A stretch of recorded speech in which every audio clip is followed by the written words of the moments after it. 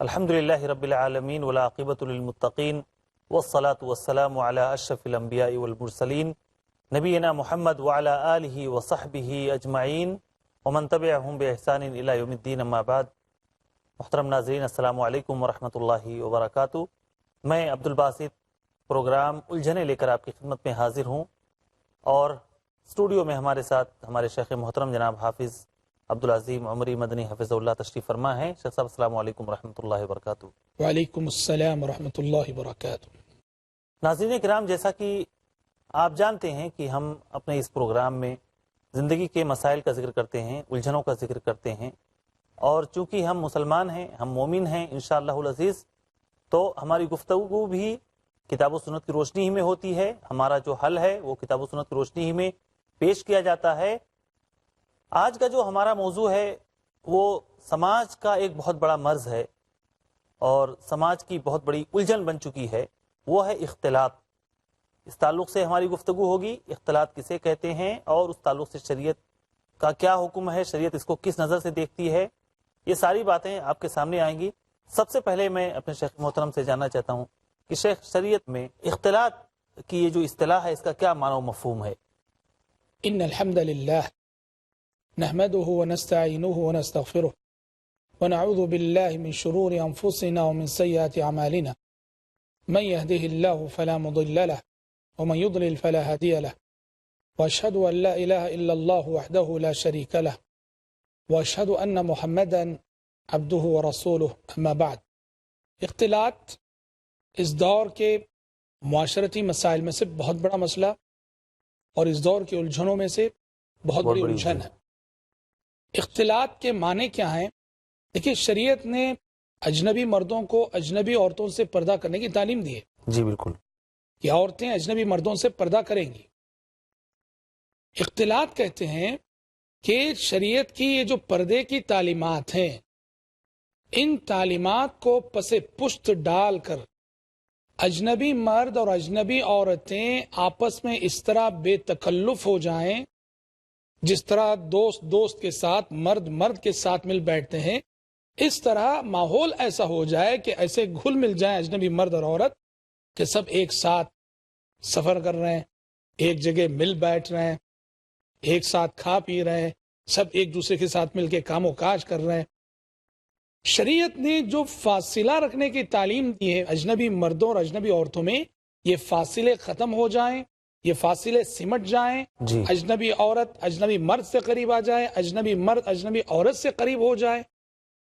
جس طرح ایک شخص اپنی بہنوں کے ساتھ فری رہتا ہے، سگی بہنوں کے ساتھ، محرمات سے، اپنے بیوی بچوں کے ساتھ فری رہتا ہے، اس طرح عورتیں سماج کے مردوں کے ساتھ زندگی کے ہر قدم، ہر شعبے میں ایک دم فری ہو جائیں، پردے کی ساری تعلیمات کو نظر انداز کر دیا جائے۔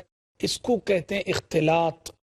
اختلاط کے لفظی معنی اگر آپ دیکھیں، ملنا، جی تو یہ دراصل مغربی تہذیب کے اس کلچر کے لیے لفظ بولا گیا ہے، جو کلچر کے شریعت کی پردے کے سلسلے میں دی گئی ساری تعلیمات کو نظر انداز کر کے اجنبی مردوں کو اجنبی عورتوں سے قریب کر کے دونوں کو اس طرح ملا دیتا ہے کہ دونوں زندگی کے سفر میں دوش بدوش، قدم بقدم ایک ساتھ چلنے لگتے ہیں۔ اس کو اختلاط کہا جاتا ہے۔ تو شیخ، شریعت یہ جو اختلاط سے منع کرتی ہے، اس کے پیچھے کیا حکمت ہے؟ جہاں اختلاط آئے گا وہاں اخلاقی فساد آئے گا، اخلاقی بگاڑ آئے گا، اور جنسی بے راہ روی آئے گی۔ دیکھیے، فطری طور پر زندگی امتحان ہے نا، زندگی امتحان ہے۔ اللہ تبارک و تعالیٰ نے مرد کے اندر عورت کی کشش رکھی ہے، عورت کے اندر مرد کی کشش رکھی ہے، اور شریعت یہاں تک فرماتی ہے واللہ ما ترکت بعدی فتنة اضر علی الرجال من النساء۔ اللہ کی قسم، میں نے اپنے بعد مردوں کے لیے عورت سے بڑا کوئی اور فتنہ نہیں چھوڑا ہے۔ نبی کریم صلی اللہ علیہ وسلم فرماتے ہیں شریعت نے ہر قدم اجنبی مردوں اور اجنبی عورتوں کے درمیان فاصلہ مینٹین کرنے کی تعلیم دی ہے۔ اگر یہ فاصلے ختم ہو جائیں، یہ فاصلے سمٹ کر عورت مرد سے قریب ہو جائے، مرد عورت سے قریب ہو جائے، تو پھر اب کوئی شخص ان دونوں کے تعلقات کو قائم ہونے سے روک نہیں سکتا۔ بے شک ناجائز تعلقات، جی ہاں بالکل، زنا کے واقعات، یہ سب کچھ ہوں گے۔ زنا ایک ایسا عمل ہے کہ انسان پہلے زنا کے اسباب سے قریب ہوتا ہے، پھر زنا کرتا ہے۔ زنا کے اسباب سے قریب ہوتا ہے پھر زنا کرتا ہے. اس لیے شریعت نے جہاں بھی زنا کی بات کی یہ نہیں کہا کہ زنا مت کرو، یہ بھی کہا ہے، لیکن زیادہ یہ کہا کہ زنا کے قریب بھی مت جاؤ، ولا تقربوا الزنا. تو یہ چیز کہ اختلاط سے کیا ہوتا ہے کہ اختلاط کی وجہ سے مرد اور عورت کے درمیان کے سارے فاصلے سمٹ جاتے ہیں، اور یہیں سے جنسی بے راہ روی اور شہوت پرستی کے سارے دروازے کھل جاتے ہیں. اور بھلا بتلائیے، آگ کو پیٹرول سے قریب کریں آپ اور چاہیں کہ یہ آگ پیٹرول کو نہ لگے، ہو سکتا ہے ناممکن ہے، وہ لگ کر رہے گی. یہی معاملہ ہے کہ اجنبی مرد اور اجنبی عورت جب سارے پردوں کو، سارے پابندیوں کو ہٹا کر جب ایک دوسرے سے قریب آتے ہیں تو وہاں سے ان کے درمیان تعلقات شروع ہوتے ہیں، اور یہ تعلقات ناجائز رخ پہ چل پڑتے ہیں، اخلاق کا سودا ہوتا ہے، اور نعوذ باللہ کیا کہیں نسب کا اختلاط ہوتا ہے، اور نعوذ باللہ زنا کے واقعات پیش آتے ہیں. بے شک.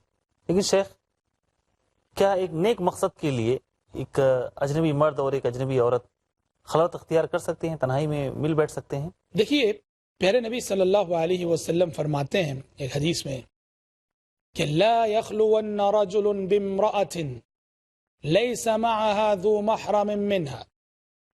کہا کہ کوئی بھی شخص وہ کوئی بھی کیوں نہ ہو، کسی عورت کے ساتھ خلوت میں نہ رہے، تنہائی میں نہ رہے. زینب کے ساتھ، زید اور زینب دونوں ایک دوسرے کے لیے اجنبی ہیں، وہ کسی نیک مقصد کے خاطر ہی صحیح ایک کمرے میں دونوں نہیں رہ سکتے. لا يخلون رجل بامرأة ليس معها ذو محرم منها. ہاں ایک شکل میں رہ سکتے ہیں، وہ کیا ہے کہ زینب کے ساتھ اس کا کوئی محرم ہو.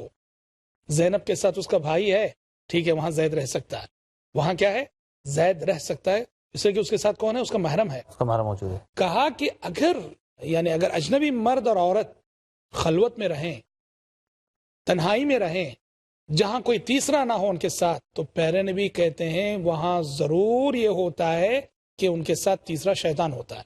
بے شک.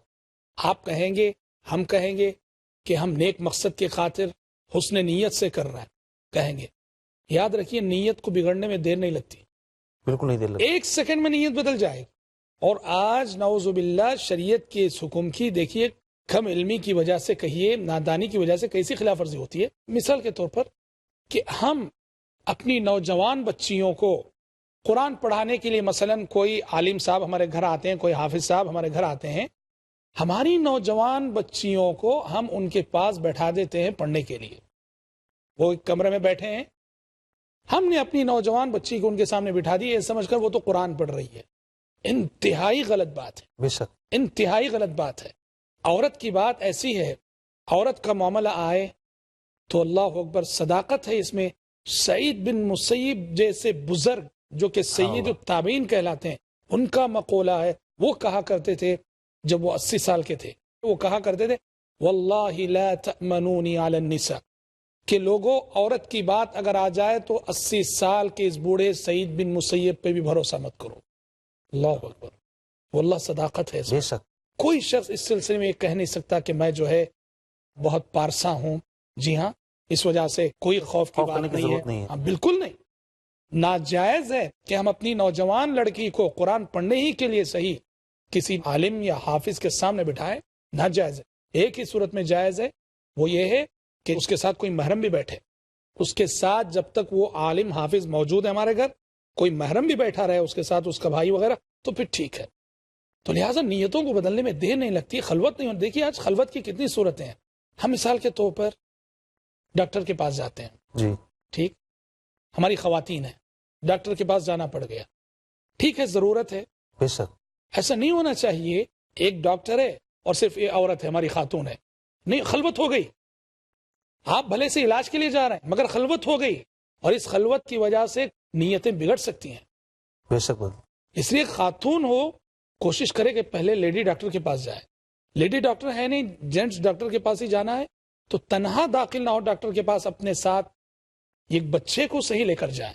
بے شک. خلوت نہیں ہونی چاہیے. اور ویسے ہی کوئی شخص ہے جس کو لیڈی ڈاکٹر کے پاس جانا پڑ گیا، تنہا نہ جائے. ایسا نہیں ہونا چاہیے کہ کمرے میں صرف لیڈی ڈاکٹر ہے اور یہ شخص، ایسا نہیں ہونا چاہیے. خلوت ہو گئی، جائے اپنے ساتھ کسی کو لے کر جائے. اسی طرح سے خلوت کی بہت ساری شکلیں ہیں. مثال کے طور پر لفٹ ہے، مثلا جی آپ کو کہیں چڑھنا ہے کہیں سے اترنا ہے اور لفٹ کھلا، آپ دیکھ رہے ہیں کہ اس کے اندر ایک خاتون کھڑی ہے، صرف ایک خاتون. اب آپ کہیں کہ میں بھی چلا جاؤں، حالانکہ 2-4 سیکنڈ کی بات ہوگی، جی ہاں، تب بھی وہ خلوت ہو جائے گی، اس لیے کہ لفٹ بند ہوگا، لفٹ جیسے ہی بند ہوگا خلوت ہو جائے گی. بالکل نہیں ہونا چاہیے. تو خلوت کی یہ ساری شکلیں جو سوسائٹی اور سماج میں دیکھنے کو ملتی ہیں انتہائی غلط ہیں. کار ہے مثلا، ڈرائیور چلا رہا ہے اور بس ایک خاتون بیٹھی ہے اور سارے گلاس بند ہیں، خلوت ہو گئی. تو یہ نہیں ہونا چاہیے. تو پیارے نبی نے بہت بڑی بات کہی، لا يخلون رجل بامرأة ليس معها ذو محرم منها، کہ کوئی شخص کسی عورت کے ساتھ تنہائی میں نہ رہے، خلوت میں نہ رہے. بے شک. ہاں اللہ یہ کہ اس عورت کے ساتھ اس کے رشتہ داروں میں سے اس کا کوئی محرم ہے تو پھر بات ٹھیک ہے، ورنہ یہ کسی صورت درست نہیں، کسی صورت جائز نہیں. بے شک. جزاک اللہ خیر. ناظرین کرام، انشاءاللہ العزیز اختلاط کے تعلق سے باتیں ابھی بہت ساری باقی ہیں، لیکن وقفے کے بعد وہ باتیں آپ کے سامنے آئیں گی. ہم آپ سے تھوڑی دیر کے لیے اجازت چاہتے ہیں، کہیں جائیے گا نہیں. السلام علیکم ورحمۃ اللہ وبرکاتہ.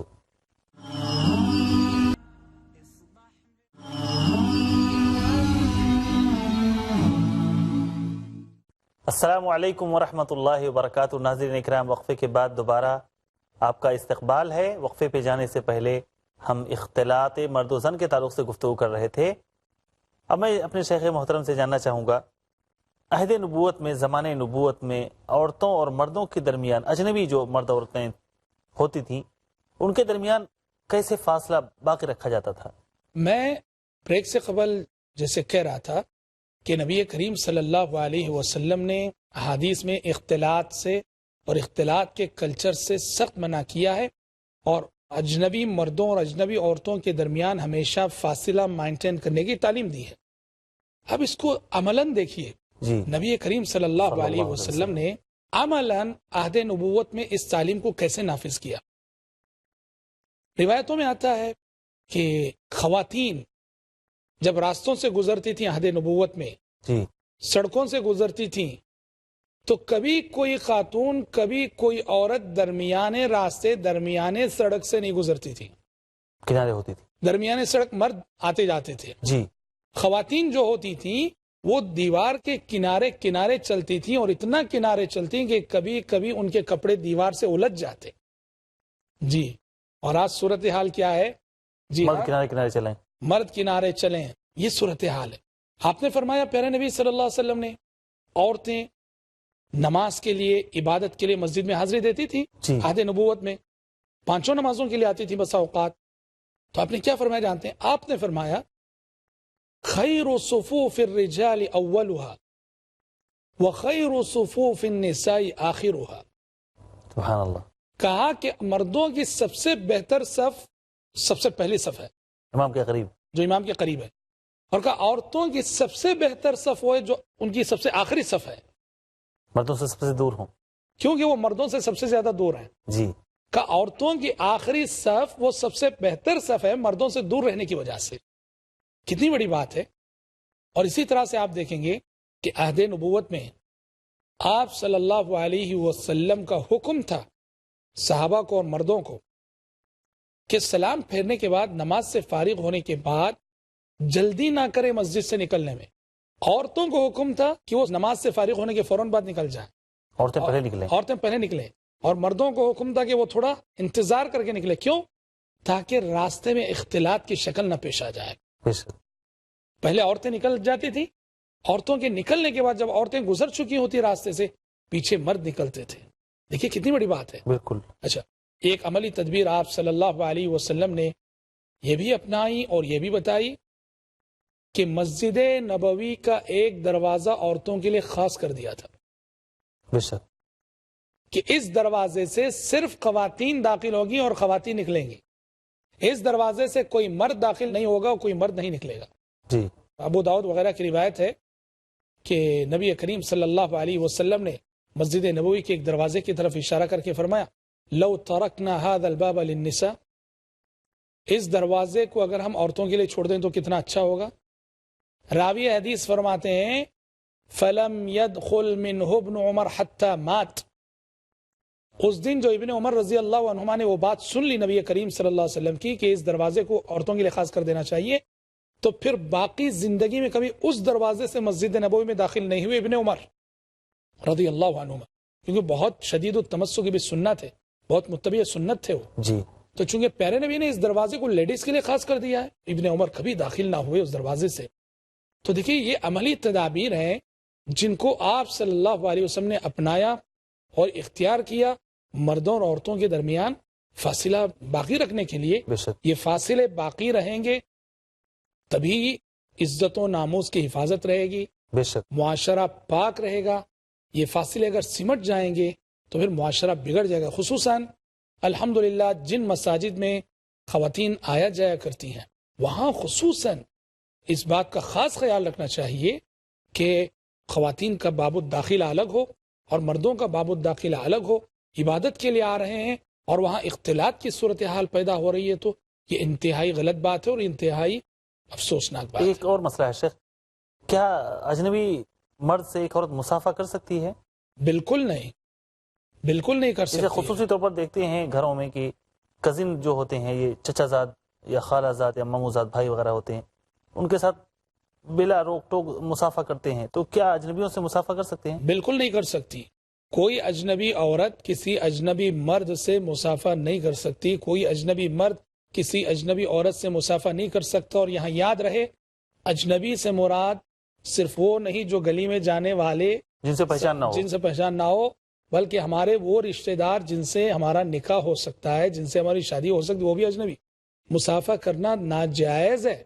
دیکھیے مائی عائشہ صدیقہ رضی اللہ عنہ فرماتی ہیں کہ واللہ ما مست ید رسول اللہ صلی اللہ علیہ وسلم ید امرأة قط، کہ اللہ کی قسم پوری زندگی میں نبی کریم صلی اللہ علیہ وسلم نے کسی اجنبی عورت کے ہاتھ کو بھی نہیں چھوا پوری زندگی میں۔ حالانکہ ہم آپ کو بتا دیں ہاتھ چھونے کی ایک شرعی ضرورت موجود تھی، وہاں ہاتھ چھونے کی ایک شرعی ضرورت موجود تھی پر آپ صلی اللہ علیہ وسلم چھوئے نہیں۔ وہ کیا ہے جانتے ہیں؟ بیعت۔ جی، آپ صلی اللہ علیہ وسلم مدنی زندگی میں جو بھی اسلام لاتے ان سے بیعت لیتے تھے، جی، باقاعدہ بیعت لیتے تھے۔ جیسے حضرت عمر بن العاص رضی اللہ عنہ نے اسلام لانا چاہا تو کہا یا رسول اللہ ابسط یدک فلیبایعک، جی، اللہ کے نبی اپنا ہاتھ پھیلائیے میں آپ کے ہاتھ پہ بیعت کرنا چاہتا ہوں۔ تو پیارے نبی صلی اللہ علیہ وسلم باقاعدہ بیعت لیا کرتے تھے صحابہ سے، اور اس بیعت سے مراد قبول اسلام کی بیعت، اور حاکم وقت ہونے کے حصے سے لیا کرتے تھے یہ بیعت بالکل، آپ صلی اللہ علیہ وسلم۔ اب یہ بیعت عورتیں بھی تو کرتی تھیں، عورتوں کی بیعت کا ذکر ہے قرآن مجید میں، یا ایھا النبی اذا جاءک المؤمنات یبایعنک، اذا جاءک المؤمنات یبایعنک علی الا یشرکن باللہ شیئا ولا یسرقن ولا یزنین ولا یقتلن اولادہن۔ تو عورتوں کی بیعت کا ذکر باقاعدہ قرآن مجید میں موجود ہے، لیکن اس بیعت کی ضرورت رہنے کے باوجود پیارے نبی عورتوں کی بیعت ہاتھ سے نہیں لیا کرتے تھے، وہ زبانی لیا کرتے تھے، بس وہ زبانی لیا کرتے تھے۔ تو پتہ چلا کہ اجنبی عورتوں سے مسافہ کرنا یہ انتہائی اخلاق سے گری ہوئی حرکت ہے، اور ہم کیا کریں؟ یہ حیا سوز معاشرہ اور حیا سوز مناظر جو قدم قدم پہ دیکھنے کو ملتے ہیں اس سماج اور اس معاشرے میں، نہ صرف یہ کہ اجنبی عورتوں سے مسافہ کرنے والے آپ کو ملیں گے، اجنبی عورتوں سے معانقہ کرنے والے بھی ملتے ہیں، نعوذ باللہ، گلے ملنے والے، گلے ملنے والے، معانقہ کرنے والے۔ انتہائی حیا سوز منظر، اور جس کے تصور سے ہی رونگٹے کھڑے ہوتے ہیں۔ اجنبی مرد اجنبی عورتوں سے معانقہ کرتے ہیں، گلے ملتے ہیں، کتنے افسوس کی بات ہے، اور سمجھ میں نہیں آتا ہے ان کے شوہروں کی غیرت کہاں چلی گئی، ان کے باپوں کی غیرت کہاں چلی گئی، ان کے بھائیوں کی غیرت کہاں چلی گئی، نسأل اللہ السلامۃ والعافیہ۔ شیخ اختلاط کے جو نتائج نکلتے ہیں اس پر بھی ذرا روشنی ڈالتے چلیں۔ اختلاط کے نتائج کیا نکلتے ہیں؟ اللہ المستعان۔ اختلاط کے نتائج وہی نکلتے ہیں جس سے اس وقت ساری دنیا پریشان ہے، سارا ملک پریشان ہے۔ آج بتائیے یہ جو گینگ ریپ کے واقعات پیش آ رہے ہیں، جی، کبھی اس شہر میں، کبھی اس شہر میں، کبھی یہاں، کبھی وہاں، کبھی ادھر، کبھی ادھر، مجرم پکڑے جا رہے ہیں، سزائیں دی جا رہی ہیں۔ گینگ ریپ کے واقعات کا سلسلہ بتائیے کیا رک رہا ہے، تھم رہا ہے؟ بڑھ رہا ہے، بالکل بڑھ رہا ہے۔ یعنی انسان آج پریشان ہے، کیسے ہم اس صورتحال کا تدارک کریں، کیسے اس پہ قابو پائیں۔ اللہ کی قسم اگر یہی اختلاط کا ماحول رہے گا قیامت کی صبح تک کسی میں دم نہیں کہ وہ گینگ ریپ کے ان واقعات کو روک سکے.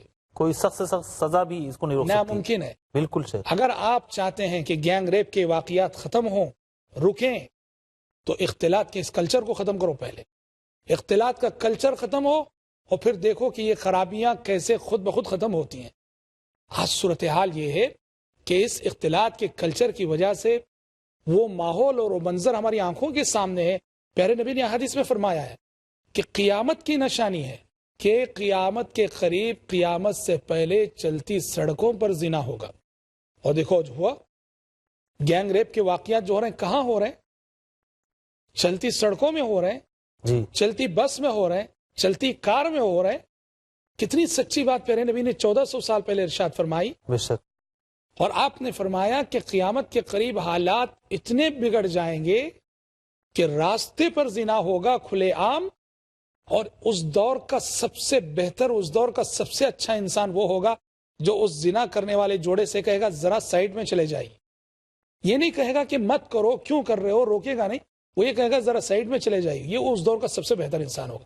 آج ان حالات سے ہم گزر رہے ہیں، وہ ماحول ہم دیکھ رہے ہیں. واللہ یہ کلچر اور یہ نتائج ہیں اختلاط کے.